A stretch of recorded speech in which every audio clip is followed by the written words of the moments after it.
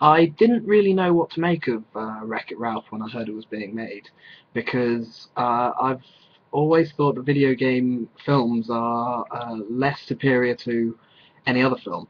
But as an animation, I thought it might be quite interesting because it was creating this new world, much in the way that Toy Story did.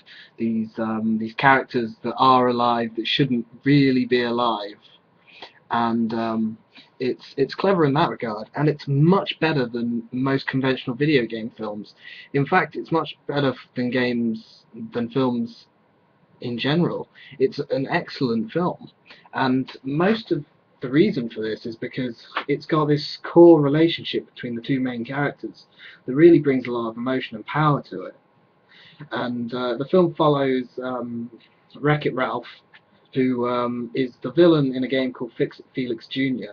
And he starts to feel ostracized and alone, and he feels like he isn't wanted in his own game. And this is true because the people in the game are horrible to him, and they don't understand his importance.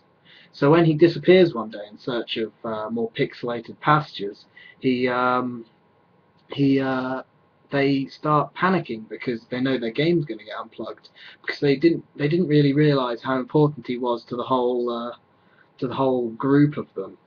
They didn't realize how important he was to keep this game functioning, and he's a lovable character, Ralph is.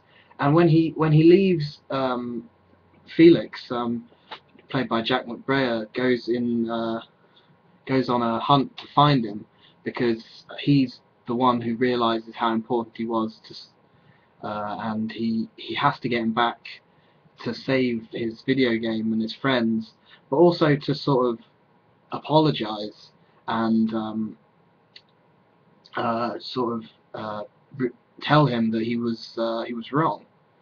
Um, but the film really follows Ralph as he heads to these new games, and he heads to one called Sugar Rush and meets a bratty little kid called Penelope, who is also ostracized in her own game world because she's a glitch, and people don't like her because she glitches out, and it's a very clever little dynamic they've built between Ralph and Penelope, because it's almost father and daughter, but it's also sister and brother. It's very unique. Like, these two characters, they interact really well, and you sort of get a good portrait of these two people because they both understand each other better than they understand themselves. So they work quite well together, and the film really thrives off this relationship. And they're both so clumsy in their own ways.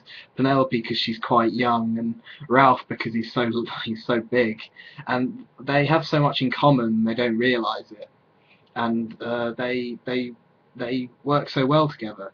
And the film is really about their relationship, and that's where all this emotion comes from. And the end, particularly, is very emotional. The film itself has a lot of great comedy in it because it's got a cast full of comedy actors, and it's led by John C. Reilly and Sarah Silverman, but it also has other actors like Alan Tudyk and Jack McBrayer, and Jane Lynch plays a particularly funny, no-nonsense army girl who lives in a game akin to games like Call of Duty and first-person shooters in general.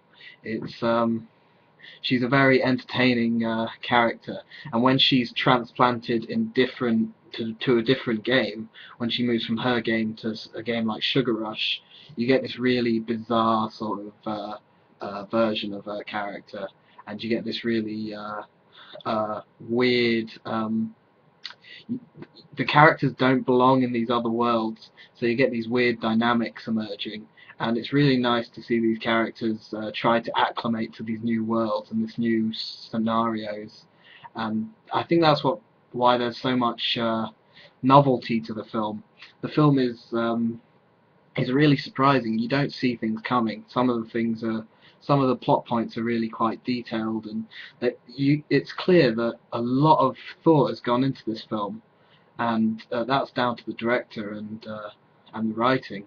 It's a really well constructed movie, and you can tell they put a lot of time and effort into it. And I think that's why it comes across as such a great film. And the end is so good that it sort of uh, it sort of makes it acceptable that the first half an hour is mostly build up of a world that feels like it could be populated by more than one film. It feels like a world created for a trilogy.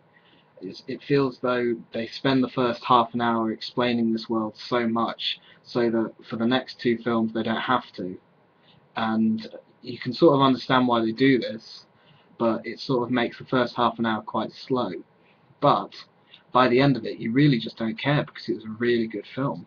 So I think overall I'd give it an 8 out of 10.